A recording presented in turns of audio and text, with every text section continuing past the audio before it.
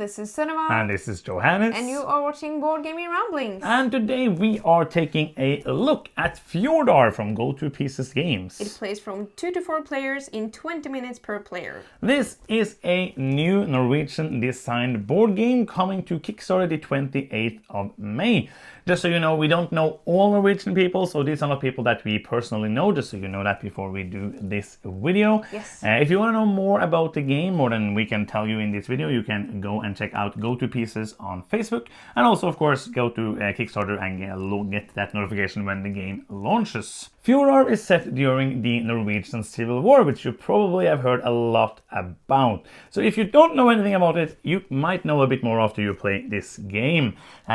In this game, you are some of the followers to one of the pretenders to the throne, and you are trying to get the land to yourself, set up your troops, strategically get control over the land, and save your heirs to the throne, and get them traveling through the country to get victory points. Because we know, in board games, that is what we are all about. So we're going to just quickly look at the board and see what is going on before we dive into more of the mechanisms and what we like and what we think you might like about this game. As you know, this is a preview, so everything is prototype. We don't know exactly how this will look on the Kickstarter, but you can go there and check it out when the Kickstarter launches.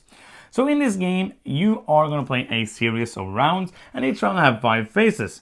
You are basically going to move around your troops on the board, playing movement cards. You're going to look more about in them later, but basically you're going to move depending on the amount of movement points you have.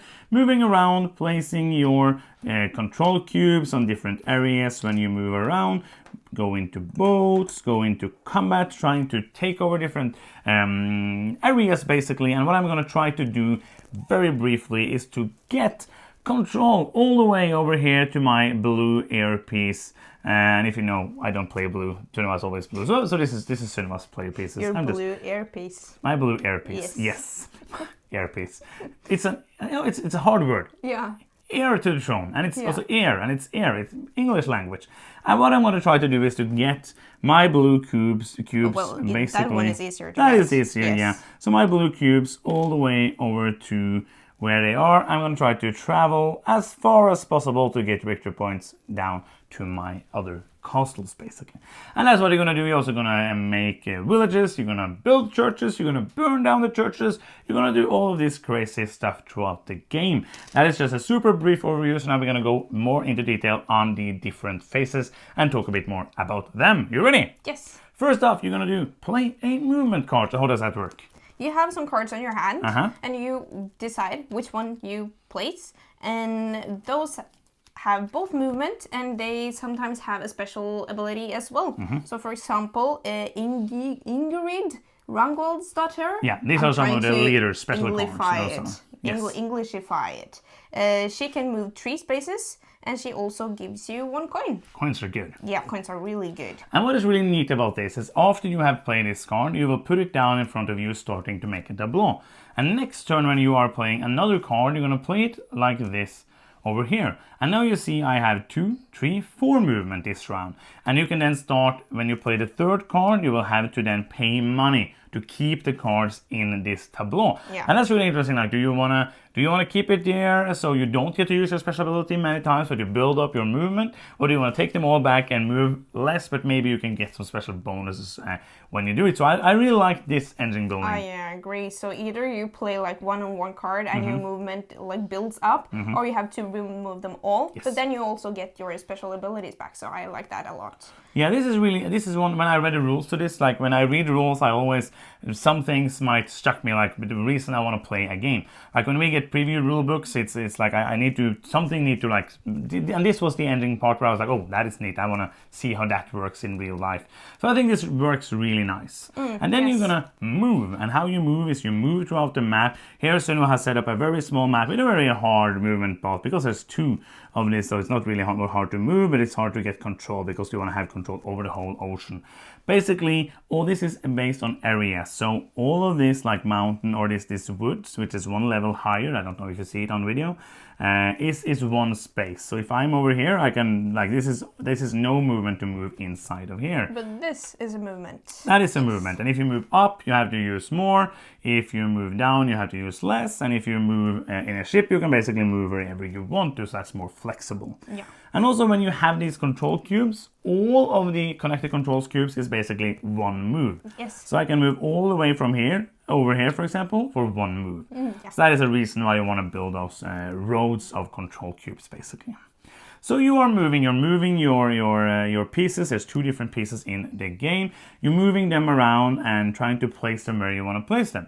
If you place them where they are in other player pieces, it's going to be a combat. And other than that, you're placing them to do actions. But before actions, it's combat. Yeah, so now we're in a pickle. We are in a pickle. Let's just move this over here to show the pickle a bit more. Oh, and now it's really a pickle. It's a pickle. It's not called pickles in the game. It's called battles. And battles are not driven by dice. It's a card-driven combat. So basically, you count up how many points of combat you have. Yes. So this troop here has a combat of 3. Yep. And this one has a combat of 1. Yep. And then this one is basically a defensive, it's helping the combat, standing on the mountain and supporting. That was the word I was looking for. English. Yeah. Supporting these. So he will add basically 1 for being adjacent and 1 more because it's higher up than the combat is. Yeah. So right now we're even, Steven. I'm 3 and you're 1, 2, 3. So right before the combat starts, we're even. Yeah. What happens then? Then we play combat cards. Dun, dun, dun. So anything can happen, really. And the combat cards vary. They have both symbols on them and a different number of swords. You can also have like movement. You can have combat cards laying as well, stacking up your combat strength. Yeah, it's basically the same as the movement that you can build it up. But these never go back in your hand. No, they don't. So they will never go back. And this also has some combat and some additional combat. If one of the other players or the other player plays a purple, a red or a blue card, you will get some bonuses. Yeah, and some of them has a win bonus and some of them has a lose bonus. And some have both. Yeah. If I lose the combat now, am I blue or am I orange? I don't know. I don't know. Let's say orange loses the combat. That's me. Then the troop that is in the combat has to retreat to the nearest point of control. So in this case, I couldn't place him here. Yeah. Yes. And also if you have a loose ability on the card you played, you have to do that now. Yes. For example, this one says I will have to either discard a leader from the game that I have played, or I will have to kill one of my troops. So that is basically like the most mean thing that can happen. You can lose 1 troop, never more than 1 troop. Yes. And if you win, you will always get a point for each of the cards you have in front of you with the same symbol as the card you played. And this has the same, as I said, the same kind of building up. But what I really like here, because it is points for this at the end of the game, so you're trying to get the same symbol. And what I really like here is that if I later in the game now get this 3rd card, I would have to pay 1 for it because I want to keep it in my tableau. But then if I don't want to keep it, like let's say I don't have that coin, I don't have to discard this. I can discard the red one instead if I want to and continue having these. Yes. So I really like that mitigates the luck. Because there is some luck in this. It mitigates the luck of getting the symbols for scoring at the end of the game. Yes, absolutely. So it's a little like, not multi-use cards, but the cards mean different stuff. I like that. Absolutely. After combat, you do locations, actions. So this guy, he can do all of the actions available in this area, and this guy or these guys can do all of the actions available in this area. And that's a big area. Yeah. So basically this is kind of a weird, it feels kind of like a strange version of worker placement. Like it's not like you place it and you do it, but when you move them around to try to do specific actions. So maybe not worker placement, but kind of an action selection depending on where you move. Yeah. So you move both to get those supply lines of your cubes, but you also move to be able to do the actions you can do. Yes. I'm not going to go deeply into the actions, but you can build churches, you can build ships, you can burn churches down. If you burn churches or build churches, you will move on this church track and get bonuses. When you come to the end of the track, you will have to either always build for the rest of the game or always burn. So if you go for like a burn route, you only have to burn like a few and you will get some pretty big bonuses. If you do some of both, you're going to use a longer time and get different kind of bonuses. And you will be able to get more dudes, and you'll be able to late this kind of what is it called in English? A beacon. It's called in English. Yes. And those will give you points throughout like the end of each round. So yeah, I really like this element of the game. Like you are both doing the combat to try to get the supply routes, but you also try to do the best possible actions to build up. Yeah, you kind of have to balance because you want to move as far as you can to place as many of these as you can, so you can travel for less, like cheaper next round. But then I've been in situations where my dude has like moved here, and that's the furthest he can get, but then he doesn't have an action to do. So you kind of want to see what is the most important to do and when to do it. So yeah, I really like this action selection part of the game. Like it is, do I want to go for building the churches and get some victory points, or do I want to burn the churches to get coins and to get these symbols, which adds to my scoring at the end of the game? So it's like either points now or maybe better points at the end of the game if you get the symbols that you want. Other than that, like I'm getting those beacons lit are good because you get points every single round for the rest of the game. And another dude. Another dude. Well. Dudes are good. It's good to have dudes on a map game. so yeah, I really enjoyed this element. Like it's really, there's no randomness here. Like if you get there, you will get there. Like of course you can. It's a bit mean. Like I can go and see that you have a plan of building. I can go and attack you and take over your spaces. But that is like, there is a lot of interaction in the game. Yeah, if I've built a long route and you like cut through in the middle, then I have to like patch up that missing before I can transport my heirs, which can feel really like frustrating when you do that. And your heirs are scattered all over the place because I don't set the location of my own heir. You do that. Yeah, so you can for some say, of them. haha, I'm going to place it all over here, and the orange player has to move all over there.